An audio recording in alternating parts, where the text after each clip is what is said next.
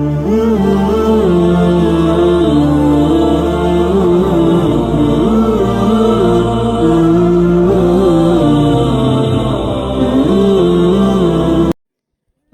আলাইকুম ওরহমতুল্লাহি ওবারাকাতু। বিসমিল্লাহির রহমানির রহিম। আজকের টপিক হচ্ছে ইসলামে কুরআন ও হাদিস পড়ার সময় কি করণীয়।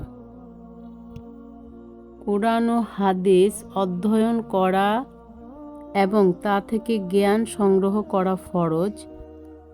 কুরআন পাঠককে উত্তম ব্যক্তি বলা হয়েছে।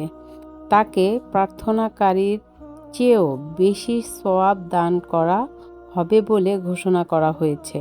কুরআন পাঠ থেকে যারা বিমুখ থাকবে, কিয়ামতের দিন তাদেরকে অন্ধ করে উঠানো হবে।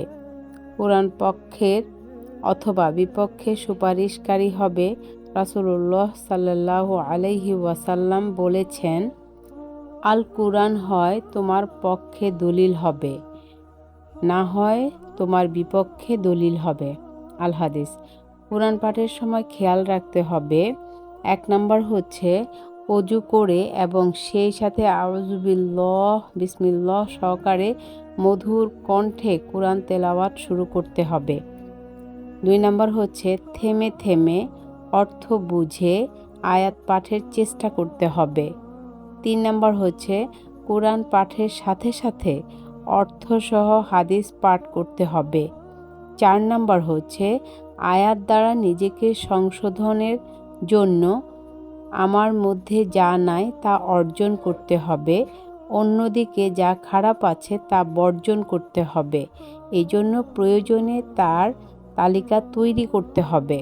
5 নম্বর হচ্ছে আয়াত পাঠে ঈমান বৃদ্ধি ও আল্লাহর স্মরণে দিল কাঁপতে হবে।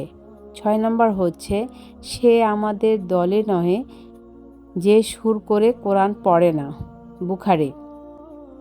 7 নম্বর হচ্ছে যে ব্যক্তি 3 দিনের কমে কোরআন সমাপ্ত করে সে কোরআন বুঝেনি।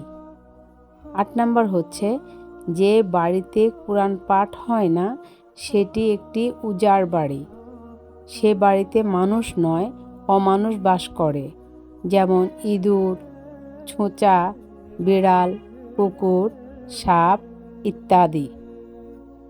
মহান রাব্বুল আলামিন সবাইকে পবিত্র কোরআন বুঝে পড়ার তৌফিক দান করুন। আমিন।